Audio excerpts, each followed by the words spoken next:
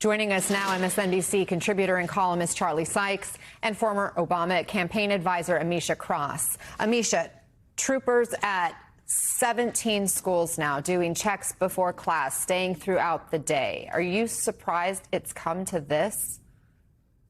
Absolutely not. When bigots spread racist language and rhetoric, when they are hypercharged at watching attacks on a singular group and have been hyper-focused on it for a while. Remember, Donald Trump, this is his attacks on Haiti aren't new. He called it one of those S-hole countries. He's somebody who has said that, are good immigrants are the ones from countries that are predominated by blonde-haired, blue-eyed individuals. The darker your skin color, the worse you are in coming to America. He feels the same way about Black people in America who are American citizens.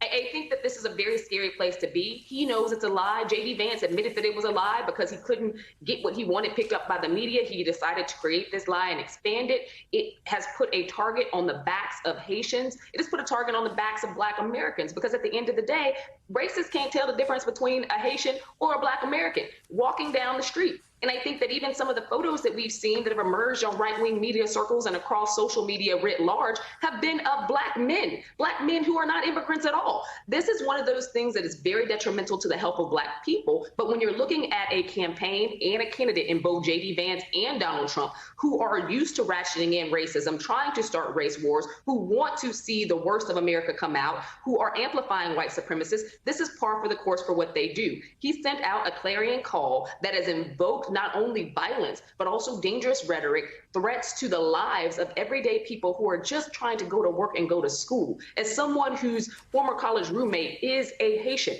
was a Haitian migrant who came here through asylum. Her family doesn't live in Ohio, but lives in Tennessee. They too have seen some of these threats because of the level of danger that is imposed when somebody who used to sit at the largest seat of power in the world basically tells people that it is okay to spread these lies, to spread these rumors, and puts a dangerous signal out to the worst people in society. I mean, Charlie, you heard the governor. He says these migrants are doing essential work in the community. They're here legally. He previously called the pet eating claims garbage. Of course, local officials have also debunked the claims multiple times.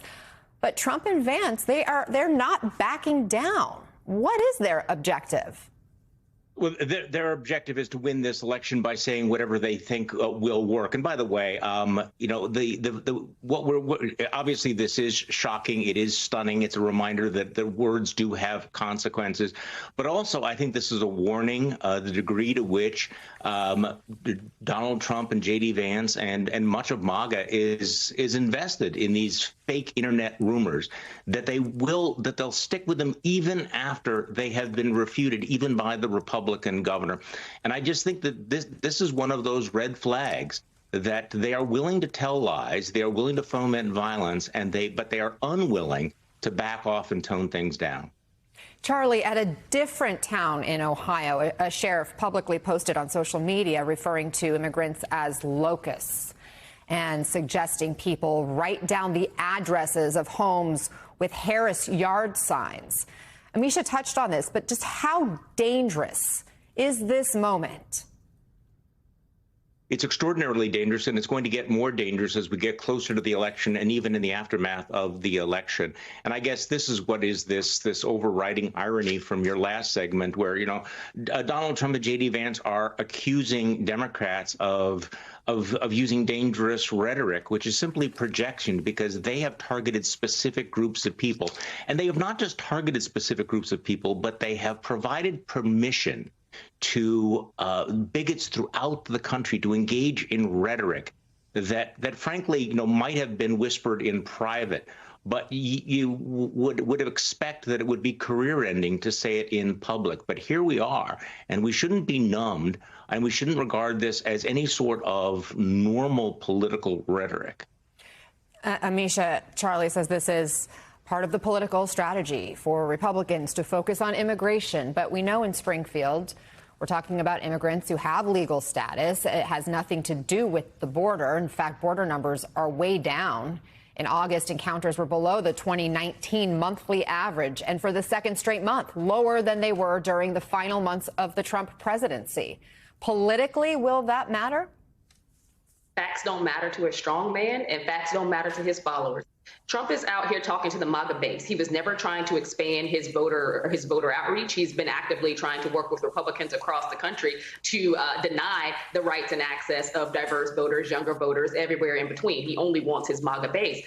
I think that we have to recognize that, you know, a racist doesn't change his stripes any more than a zebra does. And Trump has proven to us time and time again who he is for and who he is against. If you are a person of color, he is not rocking with you. And I don't know how many times he has to show people that. This whole anti-immigrant xenophobic sentiment is something that he has carried for a very long time. He called them vermin. He's called them locusts. This is the same type of rhetoric that we heard in Nazi Germany. This is the same type of rhetoric that we've heard from Stalin. This is the same type of rhetoric that we've heard from various groups of individuals who are not only strongmen, but are also dictators and authoritarian regimes. This is something that is out of that playbook, but it's also something that Donald Trump is absolutely fine doing. And the Republican Party refuses to call him out on it. I think that we also have to look to the fact that this is a guy who has done this his entire career. He has animus towards people of color. That is plain and simple. He's also utilizing it to continue to disrupt the American psyche, to push towards that race war, and to infiltrate and bring together some of the strongest white supremacists that this nation has ever seen. That is what he is aiming to do. And I think that we need to call it out early and often and ensure that this man is never in the White House again. Amisha Cross, Charlie Sykes, thank you both for the conversation.